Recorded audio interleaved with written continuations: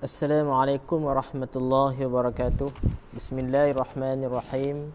Alhamdulillahi rabbil alamin. Wassalatu wassalamu ala asyrafil anbiya'i wal mursalin wa ala alihi wa sahbihi ajma'in. Subhanaka la ilma lana illa ma 'allamtana innaka antal alimul hakim. Rabbi shrah li sadri wa yassir li amri wahlul 'uqdatam min lisani yafqahu qawli. Allahumma salli ala Sayyidina Muhammad wa ala ali Sayyidina Muhammad.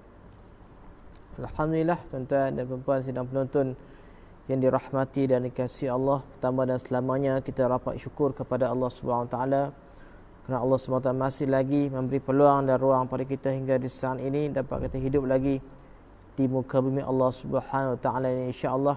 Moga-moga kita gunakan peluang dan ruang ini sebaik mungkin untuk kita melipat gandakan ketaatan kita kepada Allah Subhanahu Wa Taala, insya-Allah. Mudah-mudahan insya-Allah malam ini kita bersiaran sekali lagi untuk berkongsi sedikit hadis daripada Rasulullah SAW, insya-Allah.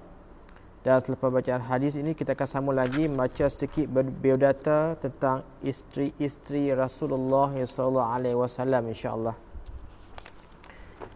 Hadis pada malam ini insya-Allah dari Sayyidina Umar bin Khattab radhiyallahu anhu meriwayatkan bahawa Rasulullah SAW bersabda mafhumnya, sesiapa sahaja yang daripada kalangan kamu yang berwuduk dengan sebaik mungkin atau berwuduk dengan sempurna, kemudian dia membaca asyhadu an la ilaha illallah wahdahu la syarikalah wa ashhadu anna Muhammadan abduhu wa rasuluh. Allahumma ja'alni minat tawabin wa ja'alni minal mutatahhirin. Maka pasti akan dibuka untuknya ke-8 pintu syurga dan dia boleh masuk daripada mana-mana pintu yang dia suka. Saya ulang hadis dari Sayyidina Umar bin Khattab radhiyallahu anhu meriwayatkan bahawa Rasulullah SAW bersabda mafhumnya, sesiapa sahaja daripada kalangan kamu yang berwuduk dengan sebaik mungkin atau berwuduk dengan sempurna, kemudian dia membaca asyhadu an la ilaha illallah wahdahu la syarikalah wa asyhadu anna Muhammadan abduhu wa rasuluh. Allahumma ja'alni minat tawabin waj'alni minal mutatahhirin. Maka pasti akan dibuka untuknya ke-8 pintu syurga dan dia boleh masuk daripada mana-mana pintu yang dia suka. Hadis riwayat Muslim, Abu Daud, Ibnu Majah dan lain-lain. Keterangan, untuk memasuki syurga sudah mencukupi melalui satu pintu, namun ke-8 pintu dibukakan adalah semata-mata untuk memberi kemuliaan dan penghormatan yang paling tinggi. Diriwayatkan dalam sebuah hadis bahawa sesiapa yang meninggal dunia dalam keadaan tidak menyekutukan Allah ataupun syirik kepada Allah dan tidak menumpahkan darah sesiapa tanpa hak, maka dia boleh memasuki syurga melalui mana-mana pintu yang dia suka. Hadis yang terakhir pada malam ini insya-Allah berkaitan dengan kalimah thayyibah. Dari Sayyidina Abu Darda radhiyallahu anhu meriwayatkan bahawa Nabi Muhammad SAW bersabda mafhumnya, tidaklah ada seseorang hamba Allah Subhanahu Wa Taala yang membaca la ilaha illallah 100 kali melainkan akan dibangkitkan pada hari kiamat dalam keadaan wajahnya bercahaya-cahaya seperti bulan purnama. Tidak diangkat amalan yang lebih afdal daripada seseorang pada hari itu melainkan sesiapa yang membaca seumpamanya atau membaca lebih daripadanya. Saya ulang hadis dari Sayyidina Abu Darda radhiyallahu anhu meriwayatkan bahawa Nabi Muhammad SAW bersabda mafhumnya, tidaklah ada seseorang hamba Allah Subhanahu Wa Taala yang membaca la ilaha illallah 100 kali melainkan dia akan dibangkitkan pada hari kiamat nanti dalam keadaan wajahnya bercahaya-cahaya seperti bulan purnama. Tidak diangkat amalan yang lebih afdal daripada seseorang pada hari itu, melainkan sesiapa yang membacanya seumpamanya atau membaca lebih daripadanya. Hadis riwayat Tabarani. Keterangan, telah terbukti daripada banyak ayat-ayat dan hadis bahawa la ilaha illallah adalah juga merupakan nur bagi hati dan juga nur bagi wajah. Di dunia ini lagi nur dapat dilihat pada wajah orang-orang yang saleh yang banyak mewirikan kalimah ini. Sayyidina Abdullah bin Abbas radhiyallahu anhu meriwayatkan bahawa Nabi Muhammad SAW bersabda mafhumnya, mulakanlah perkataan pertama anak-anak kamu dengan la ilaha illallah dan talqinkan la ilaha illallah kepada mereka yang ketika hampir meninggal dunia. Maka sesungguhnya sesiapa yang percakapannya yang pertama la ilaha illallah dan percakapannya yang akhir sebelum meninggal dunia la ilaha illallah, maka satu dosanya pun tidak akan ditanya walaupun dia hidup 1000 tahun. Mungkin, yakni mungkin kerana dia tidak melakukan dosa, ataupun jika berlaku dosa pun maka dia akan diampunkan melalui taubat dan istighfarnya, ataupun Allah SWT memberi keampunan dengan limpah rahmat dan kurniaan Allah SWT. Keterangan yang dikatakan talqin ialah membaca kalimah thayyibah dalam keadaan duduk di sisi seseorang yang hampir meninggal dunia, supaya apabila dia mendengar talqin itu, maka dia pun akan turut membacanya. Pada ketika itu jangan kita memaksa atau menuntutnya, yakni memaksa orang yang hampir meninggal dunia untuk membaca kalimah tersebut, kerana dia sedang berada dalam kesakitan yang amat sangat. Perintah mentalqinkan kalimah itu ketika seseorang hampir meninggal dunia itu terdapat dalam banyak hadis yang sahih. Terdapat dalam beberapa hadis bahawa baginda Rasulullah SAW bersabda mafhumnya, sesiapa yang dapat mengucapkan kalimah la ilaha illallah ketika hampir meninggal dunia, maka dosa-dosanya akan gugur seperti binaan yang dimusnahkan banjir. Alhamdulillah. Dan apa-apa sidang penonton yang dirahmati kasih Allah, malam ini dapat kita mendengar hadis tentang dua hadis insya-Allah. Yang pertamanya tentang doa selepas wudu. Ya, tuan-tuan, saya yakin tuan-tuan sedang menonton yang dirahmati Allah, semua yang dah hafaz insya-Allah doa selepas wudu ni insya-Allah. Nah, sekali lagi saya baca untuk kita sama-sama mengambil perhatian, iaitu doa lepas wudu. Apa dia?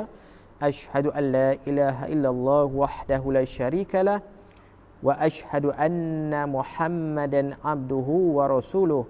Allahumma ja'alni minat tawabin waj'alni minal mutatahhirin. Nah, insya-Allah kelebihan dia, siapa yang baca doa ni selepas wudu, setiap saja dia ambil air wudu, ambil sembahyang tu insya-Allah, tapi syarat dia kena ambil dengan sempurna. Sempurna ni ulama kata macam mana? Sempurna dia ambil walaupun perbuatan yang sunat tetap dia utamakan insya-Allah. Mula kita basuh tangan tu walaupun sunat tapi tetap kita basuh. Berapa lagi step-step yang untuk wuduk tu, semua amalan sunat kita buat dengan sempurna juga insya-Allah. Itu yang ulama kata, itu yang katakan ambil wuduk dengan sempurna. Kadang kalau kita nak cepat, ada benda-benda yang sunat kita tinggal, tuan-tuan. Ini nampaknya kurang sempurna, tapi ulama kata yang sempurna wuduk macam mana? Walaupun benda tu sunat, kita tetap buat dengan sempurna. Kita selat celah jari kita, masukkan air celah jari dan sebagainya. Semua amalan sunat kita buat insya-Allah. Dan sampai selesai basuh kaki, kita angkat tangan, kita baca doa ini insya-Allah. Dan kelebihan dia, siapa yang baca doa lepas wudu, Allah SWT akan membuka ke 8 pintu syurga untuknya. Dia boleh pilih mana-mana pintu syurga yang dia nak masuk. Allahu Akbar. Inilah kelebihan tuan-tuan. Jangan tinggal tuan-tuan insya-Allah. Saya nak suruhkan pesan pada diri saya dan juga tuan-tuan untuk kita sama-sama untuk kita istiqamahkan, usaha untuk istiqamah.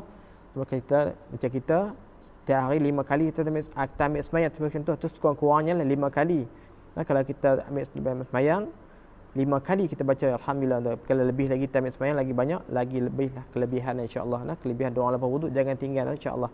Dan tentang hadis yang kedua kita baca tadi insya-Allah tentang kelebihan la ilaha illallah, kalimah thayyibah, yang mana siapa yang baca 100 kali ya, kalimah thayyibah ini itu la ilaha illallah. Allah akan bangkitkannya pada hari kiamat dalam keadaannya wajahnya bercahaya seperti bulan purnama, dan banyak lagi kelebihan-kelebihan orang yang banyak memwiridkan kalimah thayyibah ini insya-Allah. La ilaha illallah insya-Allah berkata satu kali tuan, kalau kita masa setiap masa jangan ketinggal zikir. Mudah-mudahan dengan berkat orang yang selalu beramal dengan zikir ini insya-Allah, mudah-mudahan di saat akhir kematian dia, di saat sakaratul maut nanti insya-Allah, mudah-mudahan dengan berkat dia selalu beramal istiqamah dengan zikir ini, mudah-mudahan di saat sakarat nanti juga mudah-mudahan dia dapat melafazkan kalimah thayyibah ini insya-Allah. Dan siapa yang dapat melafazkan kalimah thayyibah ini di saat sakarat insya-Allah, mudah wajib syurga baginya insya-Allah. Mudah-mudahan kita kena usahakan selain kita beramal dengan zikir-zikir lain, zikir ini, tahlil ini jangan kita tinggal tu. Walaupun kita sibuk macam mana pun, usahakan kalau sekurang-kurangnya pagi satu, petang satu kita bagi sekurang-kurangnya, tapi kalau lebih lagi baik tu kita bagi biasa lah. Lisan kita ni sentiasa kita berhubung dengan Allah SWT dengan kita mentauhidkan Allah.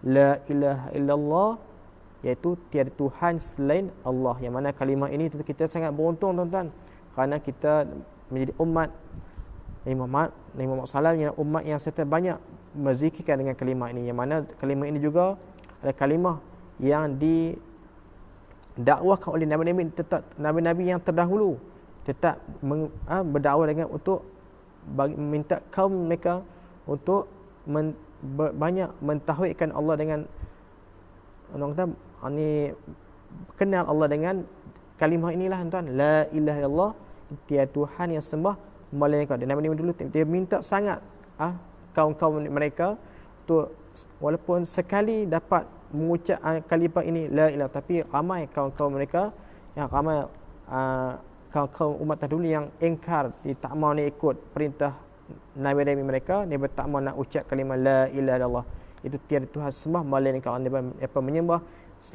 mereka banyak menyembah selain daripada Allah SWT. Itu bila Allah dah murka, Allah akan musnahkan kaum itu, dan Allah akan bangkit bila kaum-kaum lain, sampailah akhir ni kita menjadi umat Nabi yang terakhir akhir zaman insya-Allah. Dan kita beruntung kita menjadi umat yang setiap masa, setiap saat banyak mewiridkan kalimah ini insya-Allah tuan-tuan, insya-Allah. Yang mana kita beruntung tuan-tuan, kita dipilih umat Nabi SAW, yang mana umat Nabi SAW umat akhir zaman ini. Walaupun kita di akhir zaman, umat akhir zaman, tapi umat Nabi Muhammad SAW yang akan masuk syurga terlebih dahulu, akan dipilih Allah untuk memasukkan semua umat Nabi SAW dulu, baru ke dalam syurga, baru umat-umat lain akan masuk syurga. Kita kena beruntunglah insya-Allah. Kita lebih 2 hadis malam ni kita dengar, siapa yang membaca doa tanpa wudu, kelebihannya Allah akan buka ke 8 pintu syurga untuknya. Allah boleh pilih, dia boleh pilih nak masuk mana pintu syurga yang mana dia suka. Doa lepas wudu jangan tinggal insya-Allah.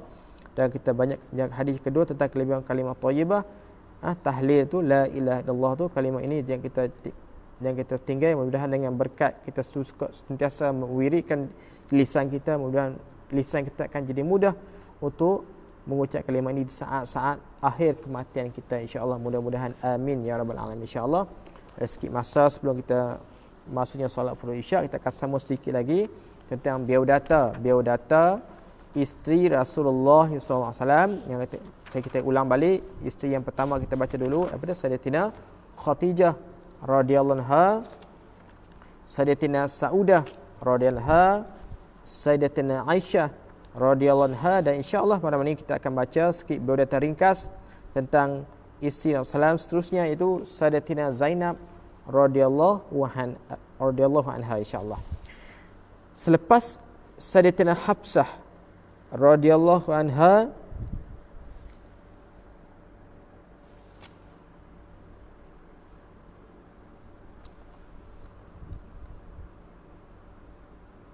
insya-Allah kita patah balik Sayyidina Hafsah. Mari kita baca isteri Rasulullah Sayyidina Hafsah insya-Allah. Selepas Sayyidatina Aisyah radhiyallahu baginda Rasulullah bernikah pula dengan puteri Sayyidina Umar radhiyallahu anhu, iaitu Sayyidatina Hafsah radhiyallahu anha. Sayyidatina Hafsah radhiyallahu anha telah dilahirkan 5 tahun selepas baginda Rasulullah menjadi nabi.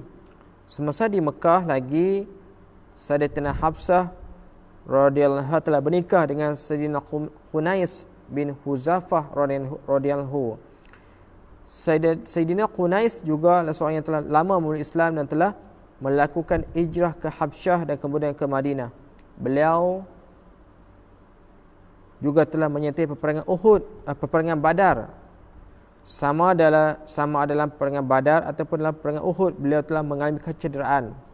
Kecederaan yang dialaminya itu tidak sembuh-sembuh sehinggalah beliau meninggal dunia kira-kira tahun kedua atau 3 Hijrah.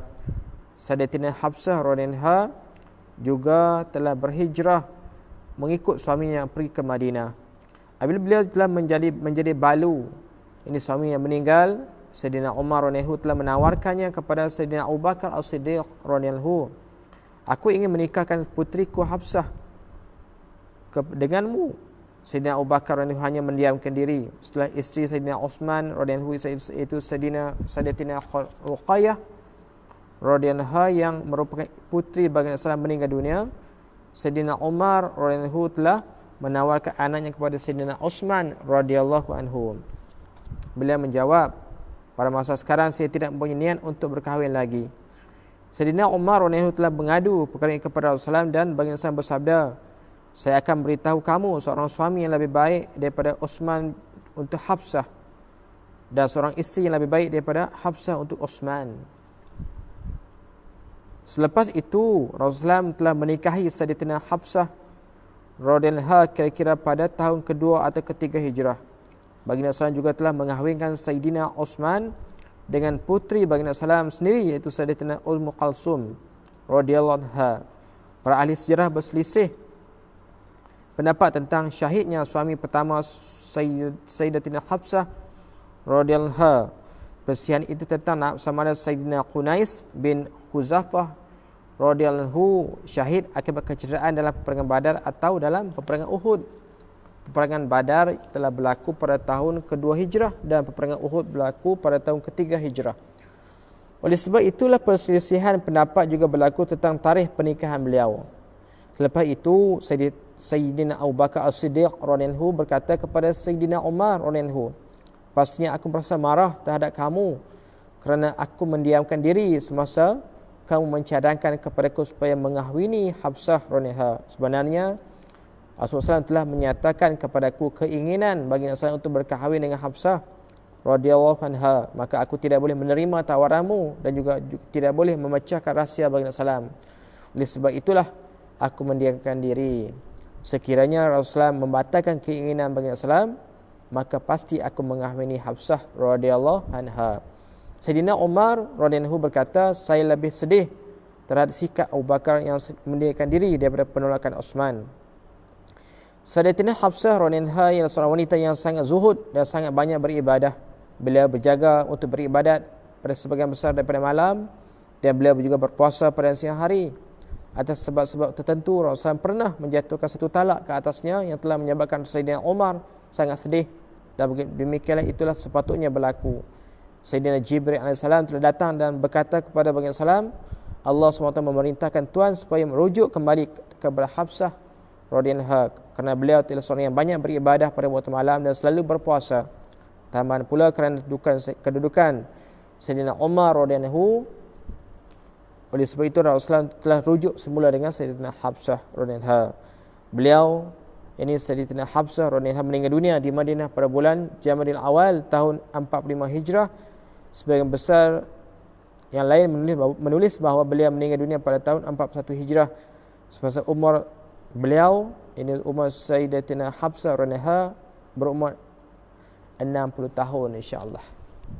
InsyaAllah pada kelapangan masa nanti insyaAllah kita sambung lagi baca biodata ringkas tentang isi yang selanjutnya seterusnya, itu Sayyidatina Zainab radhiyallahu anha insyaAllah. Alhamdulillah, insyaAllah kita sikit banyak perkongsian hadis dan juga biodata ringkas tentang isi yang salam Sayyidatina Hafsah radhiyallahu anha insyaAllah. Mudah-mudahan apa yang dikongsikan malam ini memberi manfaat untuk sama-sama kita menjadi sumber ilmu untuk kita sama-sama beramal dan kita sampaikan kepada yang lain insya-Allah.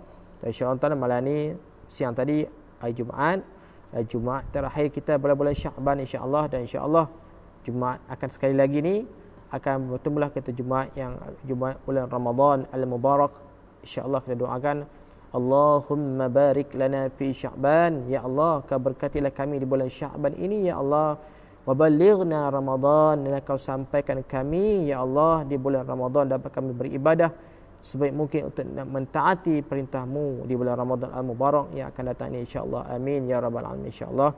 Kemudian apa yang kita dengar pagi malam ini sekali lagi, mudah-mudahan Allah bagi sumber ilmu dan taufik untuk kita sama-sama beramal dan kita sampaikan insya-Allah. Subhanakallahumma wa bihamdika asyhadu an la ilaha illa anta astaghfiruka wa atubu ilaik. Assalamualaikum warahmatullahi wabarakatuh.